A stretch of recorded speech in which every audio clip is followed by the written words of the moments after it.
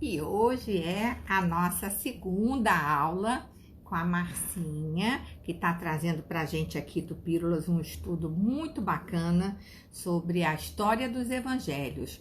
O que acontece depois que Jesus Cristo desencarna, como continua sendo transmitido o evangelho para até chegar a nós. E hoje ela vai concentrar o estudo nos apóstolos, vai falar também sobre Tarso e vai falar também sobre Lutero. Então, hoje, nós temos um estudo aí bacanérrimo com o nosso amigo. Ê, Marcita! Boa noite. Boa noite, boa noite. Estou Tá. tão empolgada pela nossa aula de hoje. Eu também, muito. Eu sempre estou, eu gosto muito. É um assunto que eu gosto mais, então. Muito, muito bacana, né? Muito Pra, bacana. é um prazer preparar e estar aqui falando de um assunto que eu adoro. É tão Adoro. bom, né, Marcinha, quando a gente tem paixão pelo Pois que faz, né? quando a gente faz o que gosta, é que hoje eu estou de visita na casa do. E você está cortando para Hã? mim. Você está cortando, agora você voltou. Você está no 4G? Não, tô não. Meu 4G não é bom, é melhor? Não sei. O Wi-Fi está cortando. O Wi-Fi aqui ontem caiu uma árvore aqui onde eu estou. Foi uma ventania danada nesse Rio de Janeiro, né? Medo de botar o 4G, mas aí a gente tenta. Vamos ver se Vamos ver se assim vai. cortou, né? Não, está funcionando. Boa Não, tá noite, legal? Silvia. Boa noite, Luzia. Boa noite, Mônica. Kátia, Rogéria, Tânia. O sino. Começou o nosso sino, Marcita. Vamos nos concentrar. Uhum.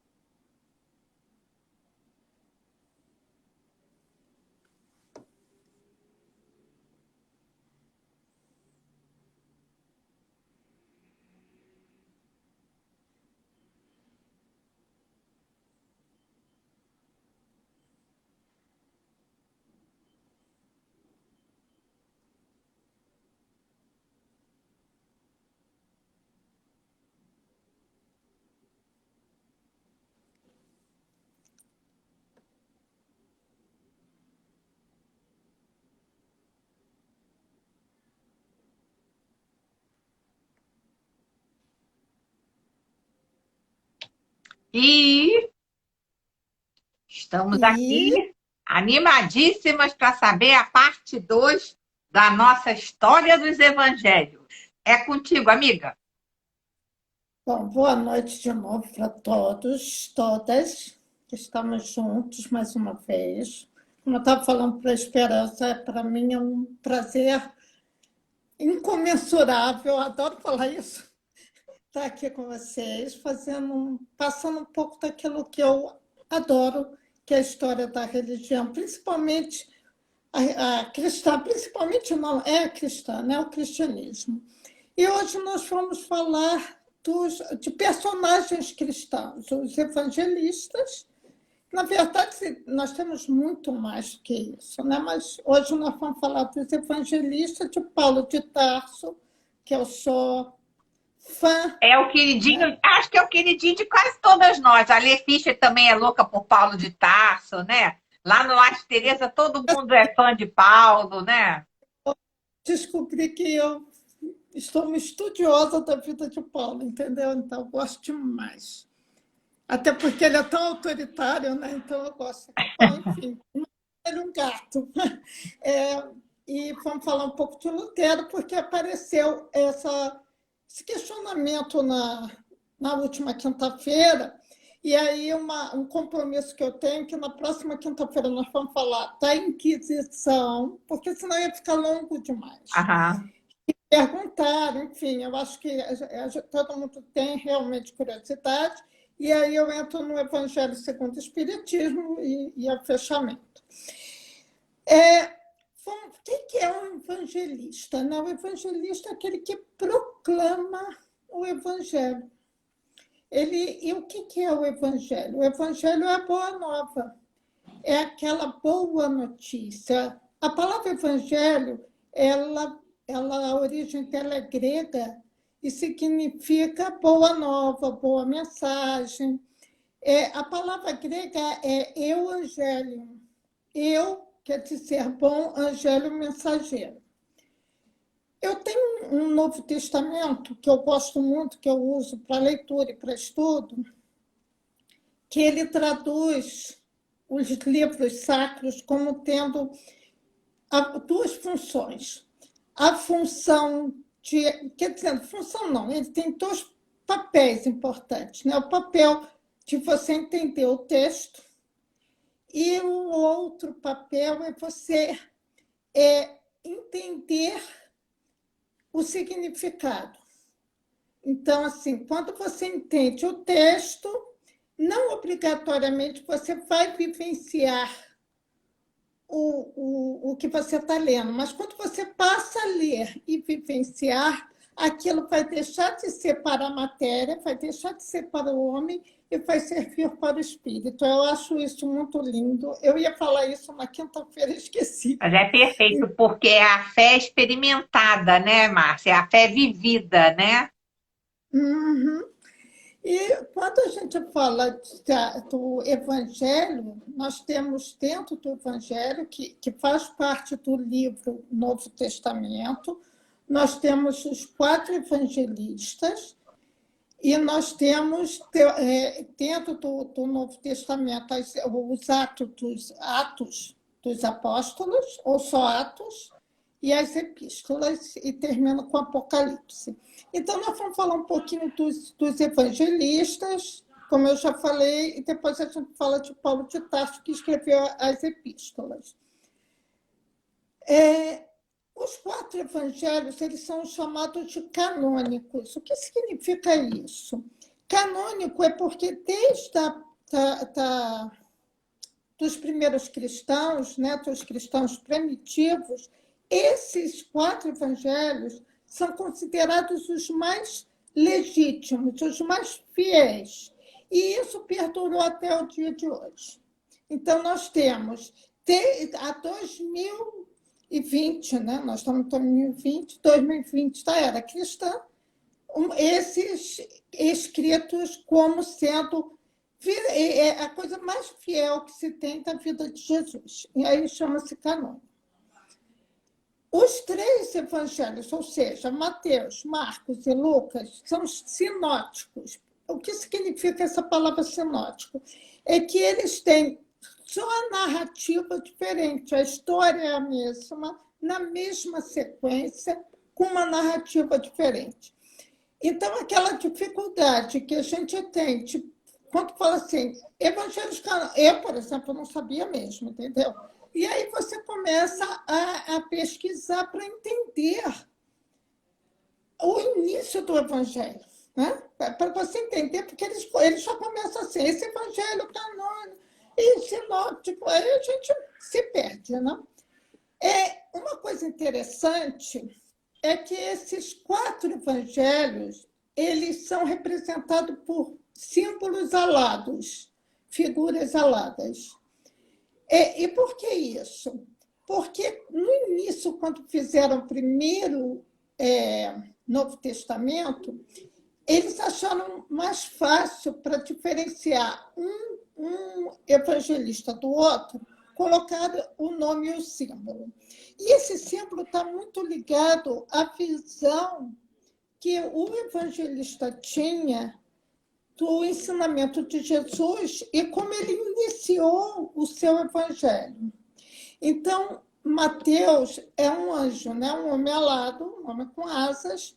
E o que é isso? Né? É que Mateus ele começa o seu evangelho falando da origem humana de Jesus. Aí você tem Marcos. Marcos é um leão alado. Por que um leão alado? Porque ele fala, né? Ele fala da soberania de Jesus.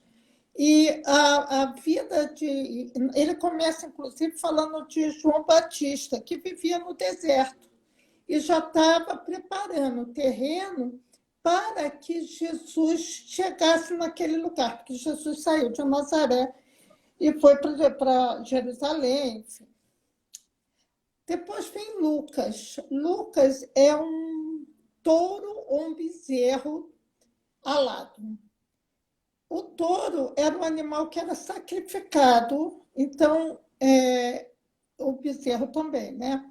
Então, esse animal alado é o sacrifício que Jesus fez pela humanidade. E ele começa exatamente falando sobre o sacrifício de Jesus. E o último, que é de João, é uma águia. E a águia é um animal que tem um voo mais alto, que fala exatamente da divindade de Jesus, o ser supremo lá no alto. E isso é um simbolismo que ficou durante muito tempo, principalmente no início do cristianismo, antes da questão do catolicismo propriamente dito. Vamos falar um pouquinho de cada um dos evangelistas. Né? Mateus, o nome de Mateus era Levi. A maioria dos católicos, dos cristãos, quando eles deixavam de ser judeus e passavam a ser cristãos, eles mudavam o nome. Trocavam o nome. Exatamente. Tinham 2 razões. A primeira é porque a família, o nome da família, né? Muitos familiares, principalmente os pais, o pai, né, que era uma sociedade muito patriarcal financeiramente, de poder, os pais não aceitavam um filho com aquela nova doutrina, então eles mudavam o nome exatamente por causa disso. Outra questão é porque os nomes eram muito judaicos, né? Então vamos botar uma nomenclatura cristã. No caso do Levi, a gente não tem explicação. Na verdade, de Levi, a gente tem muito pouca explicação. Primeiro, ele era uma pessoa que era mal vista na sociedade, porque ele era um cobrador de impostos. Ninguém gosta de ser cobrado, ele não ia ser... Nada mudou. Então, só que ele era um cobrador de imposto honesto, viu? E aí, inclusive, muitas vezes, antes de Jesus juntar os 12 apóstolos, muitas vezes ele ia para a casa de Levi para se alimentar, para comer, que Levi chamava mesmo. Mateus foi um dos primeiros seguidores de Jesus. E assim como amigo, né? E começou a seguir. Bom, Mateus, o nome Mateus significa o dom de Deus. Ai, que lindo! De repente, tem a ver com essa mudança. O Mateus, ele não, na verdade, ele queria, a ideia dele era juntar o judaísmo ao cristianismo, fazer uma única religião. Ele nunca abriu mão de nada dos dogmas judaicos, ele continuou sendo um judeu, praticante de todas aquelas leis de Moisés, mas também era um seguidor de Jesus. E isso fez com que... não vou falar isso agora não, mas fez com que Paulo brigasse com Mateus. Mas isso a gente vai falar depois, tá? Não se tem com certeza a língua que ele escreveu os seus ensinamentos, os ensinamentos de Jesus, e foi por volta do ano 70. Depois de Mateus, nós vamos falar um pouquinho de Marcos. Na verdade, ninguém fala se eles foram casados, solteiros. Isso é uma parte da religião que deixou de fazer parte exatamente por causa da questão da castidade, né? Padre não casa. Então, o único que eu sei que era casado, tenho certeza que era casado, era Pedro. Até porque o trabalho todo, que não é um evangelista, todos os trabalhos de Jesus, depois que eles... Porque Jesus trabalhava, como todos eles tinham os seus trabalhos laborais. Isso. E à noite ele se reunia na casa da sogra de Pedro. Por quê? Porque quando ele conheceu Pedro, aí eu já estou falando de Pedro, né, que o nome de Pedro era Simão, e Pedro significa pedra, você será a pedra da minha igreja, né? E por isso que ele é considerado o primeiro papa. O Pedro, a sogra de Pedro estava muito doente, e Jesus soube, com a sua mediunidade, porque Jesus era extremamente médio, claro, né? Ele sabia que a sogra dele estava muito doente, e ele não... E estava, assim, desencarnado, ia desencarnar. E a esposa de Pedro cobrava muito a ele para ele arrumar dinheiro para fazer os sacrifícios para a mãe melhorar, e não tinha dinheiro.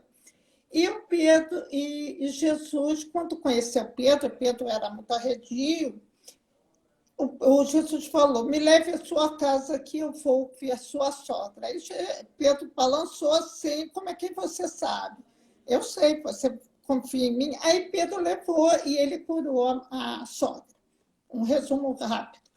E ela ficou extremamente agradecida, e a casa dela foi a primeira casa que a gente chama de a Casa do Caminho, onde havia a leitura, que não era a leitura, as palavras de Jesus, que é o nosso evangelho, né? Uhum. Então, o que nós temos? Eu tenho uma visita aqui atrás. O que nós temos com essa história?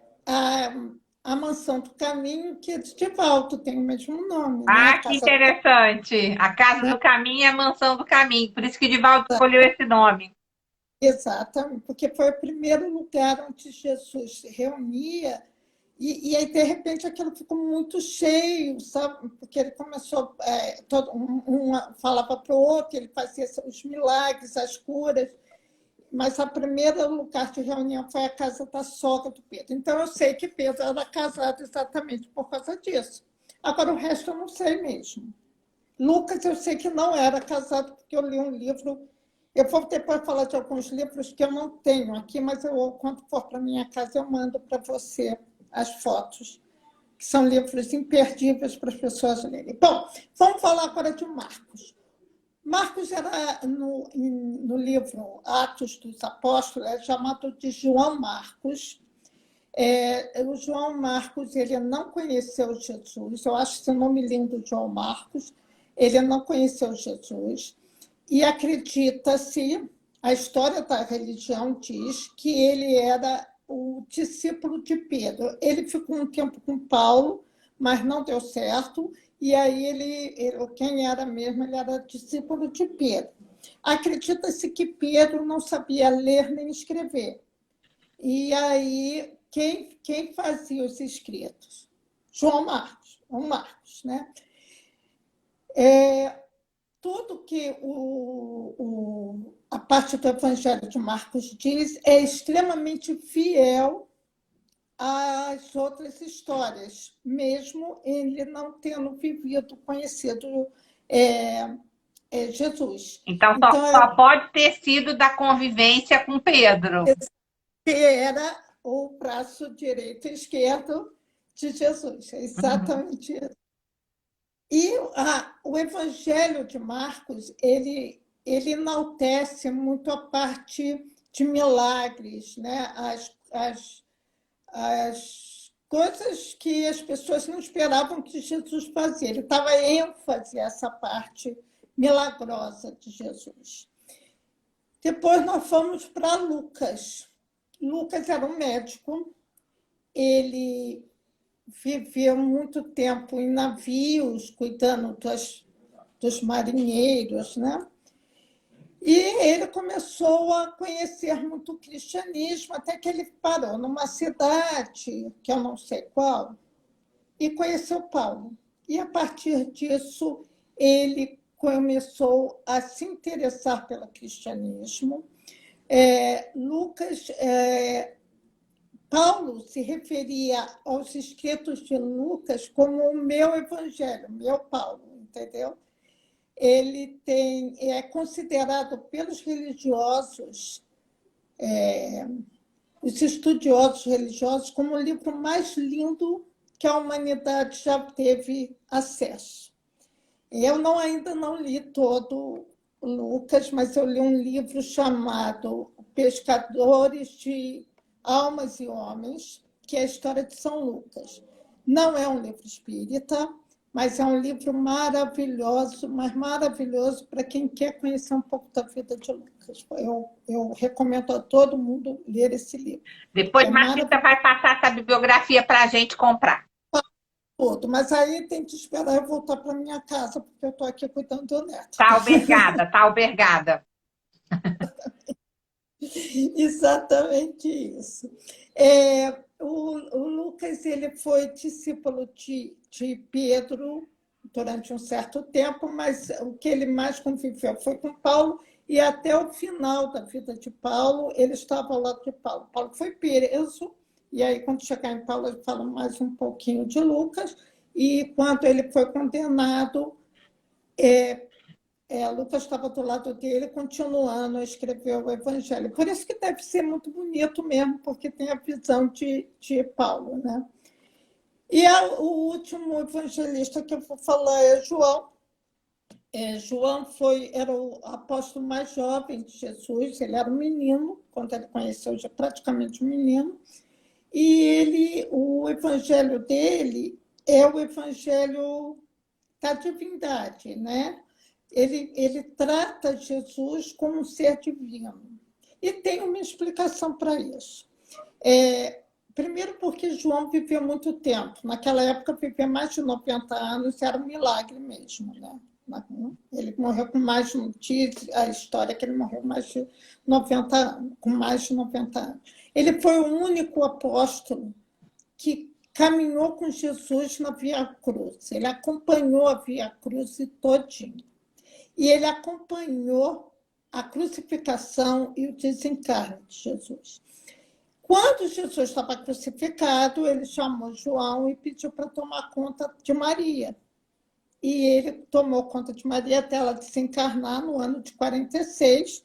E como ele conviveu 13 anos com Maria, 13 anos com Maria, daí tira-se esse lado da divindade mesmo, como Jesus era bom, como ele era justo, como ele fazia o bem desde pequeno. E aí a narrativa de João. Então, quando você junta os 4 evangelistas, você vê que a história é a mesma, mas narrada de maneira diferente. Cada um pega um pedaço, né, Marta? E esse mosaico é lindíssimo, né? Faz o histórico do evangelho. E aí nós vamos falar um pouquinho de Paulo de Tarso. Paulo de Tarso, na verdade, a gente divide a vida de Paulo em 2 vidas, né? A jornada dele é dividida em 2. Primeiro, quando ele era Saulo, né? O nome dele era Saulo. Que perseguia os cristãos. Exatamente. Mas Saulo, ele já nasceu ele nasceu em Tarso. Tarso é uma província grega. O pai dele era um tecelão muito rico. E o que é um tecelão? Porque a gente imagina que um tecelão é aquele cara que faz tapete, né? Mas o tecelão, naquela época, era praticamente um arquiteto. Por quê? Porque não existia divisória nas casas. Essa divisória era de lona. Quem fazia essa lona? O pai de Paulo de Tarso. Ai, não sabia disso, que interessante. E muitas pessoas moravam em cabanas feitas de lona. Quem fazia as casas? O pai de Paulo de Tarso. Então, Paulo era muito rico. Sim, E o pai dele investiu na cultura dele, sabe, não metia esforço para isso. Só que, como judeu, né? Ele era judeu. Então, ele foi para Roma, e depois ele foi para Jerusalém, ele frequentava o Sinédrio, e aí, em Jerusalém, ele soube de Jesus. Jesus já tinha desencarnado. Ele soube e ele começou a ficar muito revoltado, porque o judaísmo diz que vai chegar um Messias, só que eles não aceitaram Jesus como Messias, sim. né? Como mestre. E Paulo ficou revoltado com aquilo. O que Paulo começou a fazer? Perseguir tudo que era cristão. Ele saía perseguindo todo mundo. Saulo, né? Desculpa. Eu tento me habituar a chamar ele de Saulo, porque ele era Saulo nessa época. E teve uma vez que ele aprisionou um grande número de cristãos. Entre esses cristãos estava Estevão, que é considerado o primeiro mártir da igreja, né, do cristianismo. Estevão, ele se contrapôs a Paulo, que não aceitava que ninguém contrariasse ele, e Estevão foi foi julgado, condenado a ser morto em pedradas, por pedradas. Não só Estevão, como todos os outros que estavam com Estevão. Agora, quem era Estevão? Né? Estevão, na verdade, se chamava Gesiel. Ele era filho de um cristão, um judeu cristão, que tinha umas terras que eram valiosas, desculpa, e plantava azeitona, né? E os romanos tomaram os terrenos do pai do Gesiel e mataram o pai de Gesiel. O Gesiel fugiu, né? Ele era cristão, fugiu e se batizou de Estevão, que eu não sei o significado. Bom, só que Gesiel tinha uma irmã chamada Abigail. E Abigail foi adotada, mas já era uma mocinha, adotada por uma família judaica, cristã. E ela conheceu quem? Paulo. E ela era noiva de quem? De Paulo. Quando... Nossa, então ele fica... Saulo, naquela época, fica noivo da irmã de Estevão. Não, tia. Não, irmã. Irmã? Ela é irmã, verdade. E ele matou o cunhado. Matou. Mas ninguém sabia. Esse é o detalhe. Nossa, isso é melhor do que a novela das 9. Muito melhor. E é o livro que eu peguei. No dia da condenação, no dia que iam sacrificar, né, matar Estevão, Saulo ia receber uma condecoração. E aí ele chamou Abigail para ir ver. E, claro, ele ia ser condecorado, eles estavam de casamento marcado, e vamos lá. Só que dentro da comemoração teve a morte dos cristãos. Foi ali, porque a Abigail não sabia do irmão. Foi ali que ela viu que o irmão já estava sendo apedrejado. Ela falou para o Paulo, mas não tinha mais o que fazer.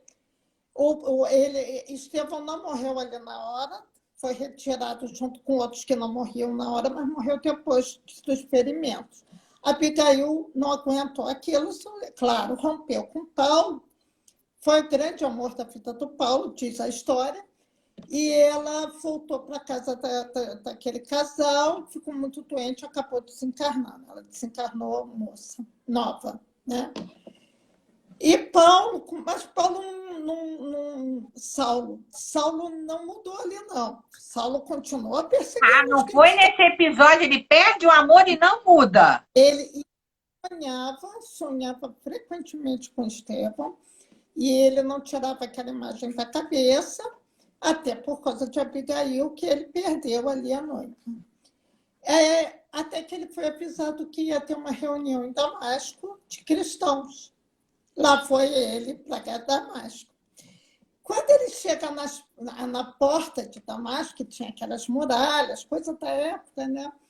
Uma claridade muito grande aparece. Os soldados que estavam com ele se assustam e vão embora, ele cai do cavalo e ele fica cego. Essa claridade é Jesus. Uhum. Inclusive, eu não me lembro o livro, mas eu acho que é um livro chamado Emmanuel, que é a história do Emmanuel. Ele diz que Jesus ficou muitos séculos para diminuir a sua luminosidade, para poder encarnar na Terra no corpo humano. Sim, diz que a preparação do Mestre Jesus para encarnar durou séculos. Exatamente. Então, quando ele apareceu para Paulo e pergunta, Paulo, Saulo, por que me persegue? Sim. Saulo fica cego e entra em Damasco, cego, desesperado, e fica perambulando por lá. Até que aparece um cristão chamado Ananias, que vai ajudar o Saulo. Mas Ananias vai ajudar o Saulo porque Jesus apareceu para Ananias em sonho e falou para ele, olha, tem uma pessoa assim, assada, assada. Você vai pegar essa pessoa, vai batizar e vai tratar todo o ensinamento cristão para ele. Paulo ficou 3 dias cego, Saulo. E aí, nesses 3 dias, Ananias já estava conversando, ensinando todos os ensinamentos cristãos para ele, e batizou ele, aí ele se transforma em Paulo. E ele continuou muito tempo com Ananias, claro, porque ninguém reconhece o cristianismo em 3 dias. Então, ele fica um bom tempo com Ananias, e ele se transforma no maior defensor do cristianismo. E divulgador, né? Porque ele sai numa cruzada para expandir. Foi lá, né? Ele pegou e saiu sozinho, e depois ele encontrou alguns discípulos, Timóteo, Tito, o próprio Marcos, né? que ficou com João Marcos, e, por último, Lucas. O Paulo, né? Ele foi o primeiro de todos os divulgadores de Jesus a entender que o judaísmo não ia se juntar ao cristianismo, que o cristianismo era uma vertente religiosa, era uma religião nova, e que não tinha como associar uma da outra.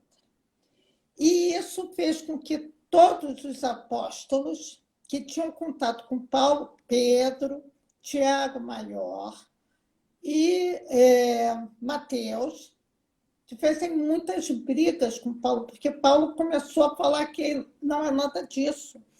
Paulo falava que Deus não se importava com sacrifícios, porque ainda eram feitos sacrifícios de bicho. Deus não queria circuncisão. Inclusive, tem uma passagem que Timóteo, para acompanhar os evangelistas e ser um ajudante, um discípulo, eu tinha esquecido dessa palavra, obrigaram ele a fazer circuncisão. E o tempo todo Paulo foi contra, e Timóteo se tornou o melhor, e depois de Lucas, né? O maior companheiro de Paulo. O Paulo cortou todos os dogmas religiosos judaicos do discurso que ele fazia de Jesus. E com isso, ele praticamente foi afastado dos apóstolos. Só que Paulo foi uma pessoa, ele tinha uma personalidade tão forte que mesmo todos os outros, ou quase todos os outros, sendo contra ele, ele foi de todos o que mais conseguiu penetrar nos países, nas províncias romanas, a palavra de Jesus. É o grande divulgador do cristianismo e leva e constrói inúmeras igrejas e leva a palavra do Mestre Jesus a todos os cantos. Exatamente. O cara é ótimo. Até porque era muito culto também, né, Márcia? Ele tinha uma mentalidade de campeão, né? Muito. Ele falava hebraico, ele falava aramaico, ele falava o grego fluente e o latim, né? Putz, Então, assim, grila. era Naquela época, Márcia, ele era um gênio. Ele seria um gênio hoje, imagina naquela época, né?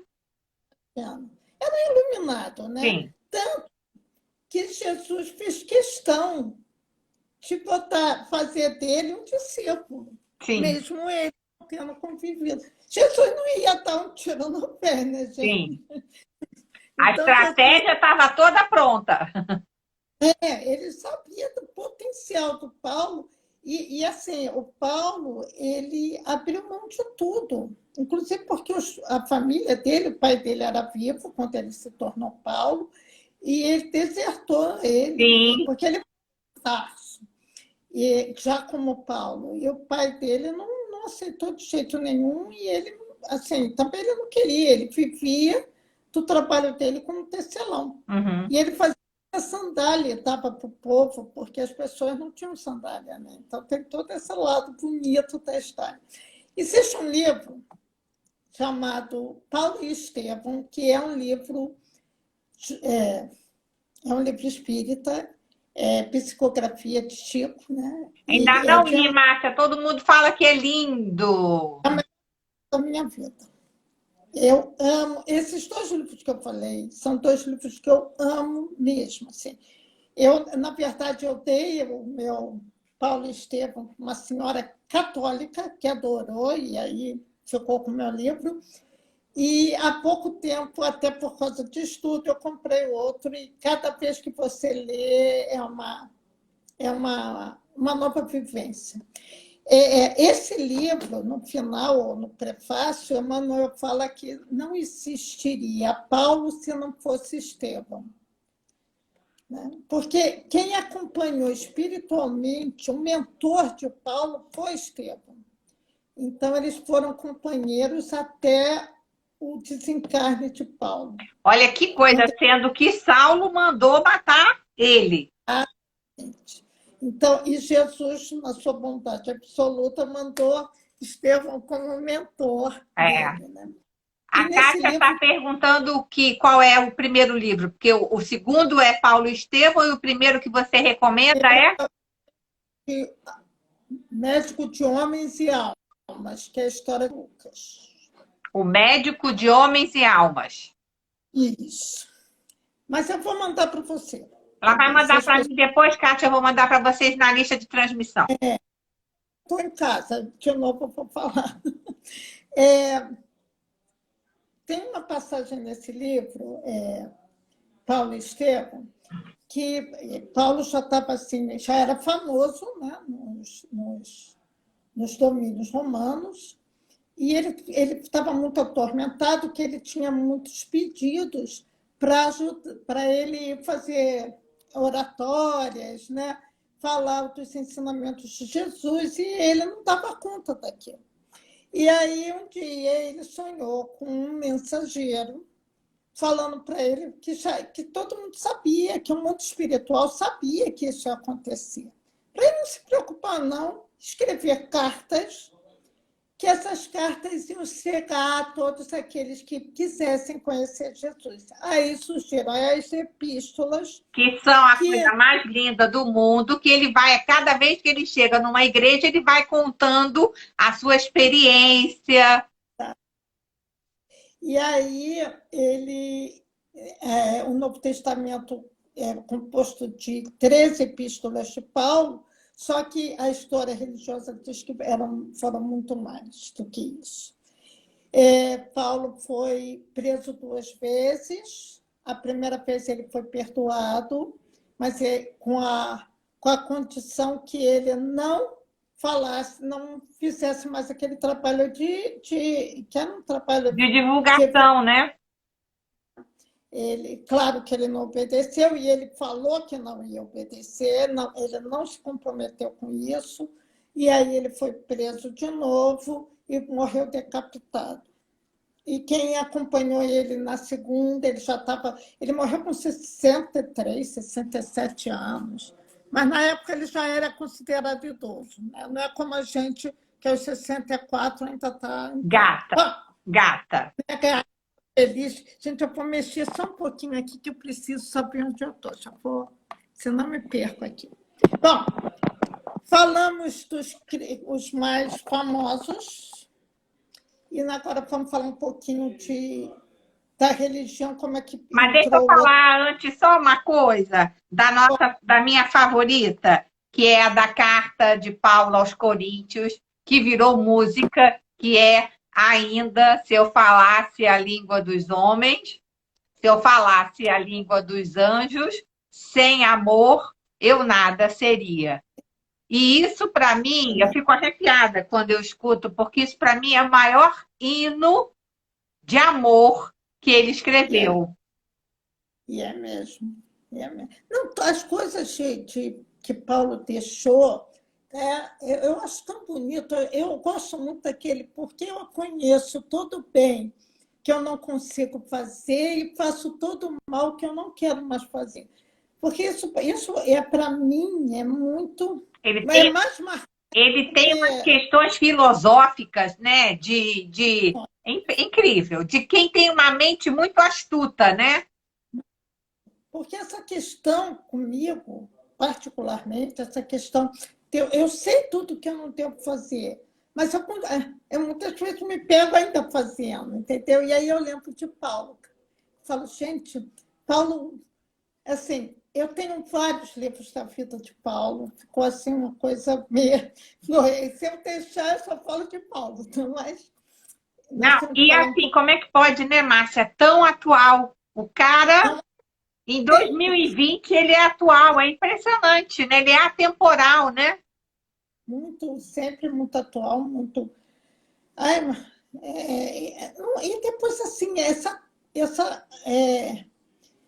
luta que ele teve para falar de Cristo com tanto amor, com tanto... É tão bonito, ele, né? Se venceu, né? Exato. E ficou, né? 2000 anos depois, você tem Paulo ainda, uma coisa muito presente. A religião cristã, ela teve 3 vertentes, antes do espiritismo, ela teve 3 vertentes importantes. A católica, que houve um desentendimento interno dentro da Igreja Católica e criou-se a ortodoxa, e depois apareceu o protestantismo, né? A Igreja Ortodoxa, ela tem umas variantes, apesar da origem ser a mesma, os 3 têm a mesma origem, né? Que é o cristianismo primitivo, os primeiros cristãos, as 3 seguiram caminhos diferentes para falar de Jesus. E tem uma coisa interessante da ortodoxa, que eu, quando tive Assis, eu trouxe uma cruz de São Francisco de Assis. E a cruz de São Francisco de Assis, ela tem 3 bases, né? A em cima escrita, a outra que são os braços de Jesus, e a terceira, os pés de Jesus estão separados, que é a cruz ortodoxa. E por que os pés de Jesus estão separados? Porque na Igreja Católica eles estão assim, um sobre o outro. Sim. Né? E por que isso? Porque acredita-se, e aí quem estudou anatomia, né, sabe que é uma verdade, o peso do corpo de Jesus pendurado assim na cruz, eu estou assim, tá? pendurado na cruz, ele ia rasgar. Então, precisava de uma base maior para os pés. E essa cruz é usada na ortodoxa no Natal, dia 7 de janeiro. Então, eles têm umas diferenças. A castidade é só para os bispos, não existe papa, enfim, umas diferenças lá entre eles. Mas eles têm um ritual bem parecido com a católica. Vamos falar de Lutero, né? Lutero era um monge agostiniano, professor de teologia, e ele começou a ficar muito revoltado com o catolicismo, com várias questões do catolicismo. A primeira foi a questão da indulgência, que todo mundo sabe, que quem desse dinheiro para a igreja, quem mandasse pintar a igreja, quem botasse um banco na igreja, enfim, não era só a questão do dinheiro, era da matéria num todo, era perdoado dos seus pecados. Né? Então, eu matava a minha mãe, eu ia lá e botava, mudava os dois coisas lá no altar, eu era perdoada. E assim, Lutero começou a ficar muito revoltado, e também dessa questão que eu falei no encontro passado, que o povo estava ficando fora da religião, fora da igreja. Isso revoltou muito Lutero, que ele achava que as portas da igreja tinham que ficar abertas mesmo. Era assim, só a elite ficava dentro, né? Começou a se fazer as castas religiosas, né? Então, eu falei na quinta-feira passada, perto do altar ficava o bispo, aquele que estava fazendo os ensinamentos, né, ou a missa. Logo atrás vinham os reis, depois a burguesia, os ricos, né? E lá atrás o povo. Povão. Muitas vezes não cabia todo mundo e ficava do lado de fora. Né? E o bispo, o padre Costa, falando em latim, então esse afastamento mesmo. E uma coisa também que Lutero, que a gente não fala só da indulgência, né? É que ele era contra os sacramentos, né, da igreja. Antigamente eram 7 os sacramentos, né? O batismo, a confirmação, que é a crisma. Eu não sei todos, não. Comunhão. A primeira comunhão. Quando a pessoa morre, que vai lá e está extrema-unção. O casamento. Hoje em dia, os sacramentos são 2 só. O batismo e a Eucaristia, que é a primeira comunhão que a gente vai, depois pode confessar e comungar. O resto não é mais necessário. Mas na época de Lutero, você tinha que fazer isso para conseguir chegar ao paraíso. Lutero é do século XVI. Ele começou o seu postulato diferente da Igreja Católica em 1517. Em 1520, ele já estava desligado da Igreja Católica, e o nome protestante não é por causa de Lutero, é porque alguns reis que seguiam Lutero escreveram uma carta para o Papa, que é o Papa da época, porque o Papa, o que o Papa fez? Ele excomungou Lutero e condenou Lutero. E esses papas fizeram esses reis fizeram uma carta protestando sobre isso. Aí o nome é protestantismo. Ah, que interessante. Os reis que estavam de acordo com Lutero. E Lutero foi morar, quando rompeu com a igreja, ele foi morar aonde? Na Inglaterra? Na Alemanha. Na Alemanha. Na Alemanha. Num lugar lá da Alemanha. O Lutero, o que eu ia falar? Peraí. Tá. Uma coisa que ele sempre falou, né? O que é o protestantismo? Né? É que Lutero falou o seguinte: para você chegar a Deus, você precisa conhecer as escrituras, ou seja, o evangelho, né? Sem isso, você não chega a Deus. E, principalmente, a epístola de Paulo aos Romanos. Então, se vocês... por que hoje todas as diferentes formas de protestantismo que nós temos, todos trabalham com a Bíblia. Eles podem não estar entendendo nada, mas eles seguem a Bíblia. Eles estão com a Bíblia aberta, a Bíblia debaixo do braço. Isso vem lá de Lutero, Sim. que era a base do protestantismo, era esse. A partir da reforma protestante, é que a gente vai ter o anglicanismo, que foi o Henrique VIII, quando rompeu com o Papa, aí é questão histórica mesmo, para casar com Ana Bolena. Sim. Ele tinha como fazer isso, porque já tinha o protestantismo ali. Aí você cria a primeira vertente do protestantismo, foi o anglicanismo. Sabe? Lutero casou depois que ele virou, né, o chefe do protestantismo. E a história do casamento dele é bem interessante. Assim, eu gosto do lado interessante da história. Ele tinha uma moça que, aos 13 anos, fugiu do convento.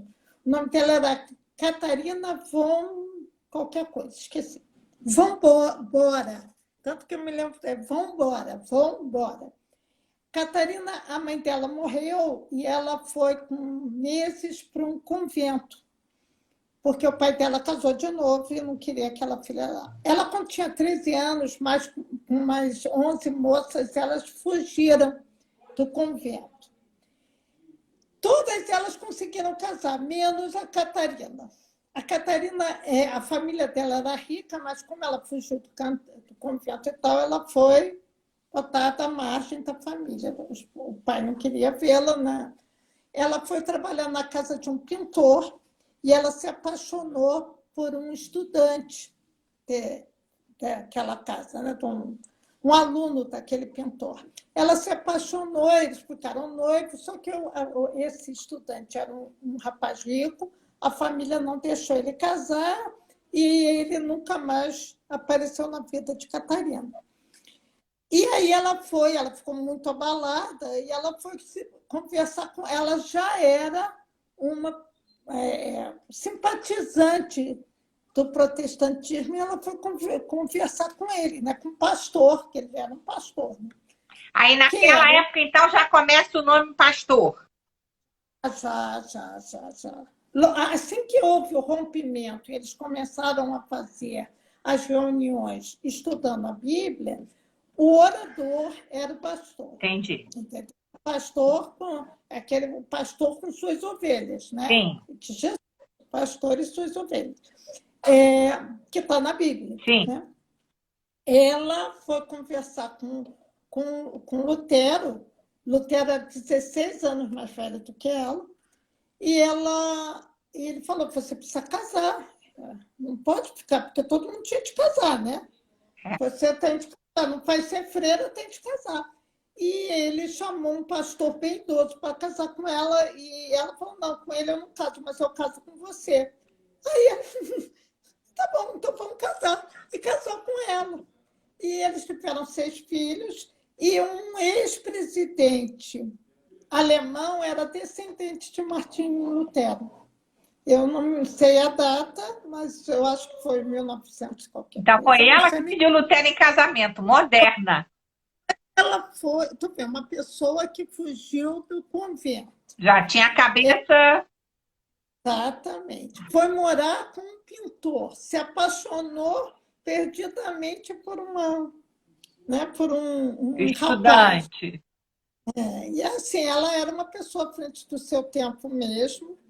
E depois ela se tornou uma grande divulgadora do protestantismo, junto com Lutero. Antes de Lutero, ela já era uma simpatizante. Alguns lugares dizem que ela já era uma pessoa bem ativa dentro da religião protestante. E, enfim, é isso, amigo. Eu acho que hoje eu acabei na hora, né?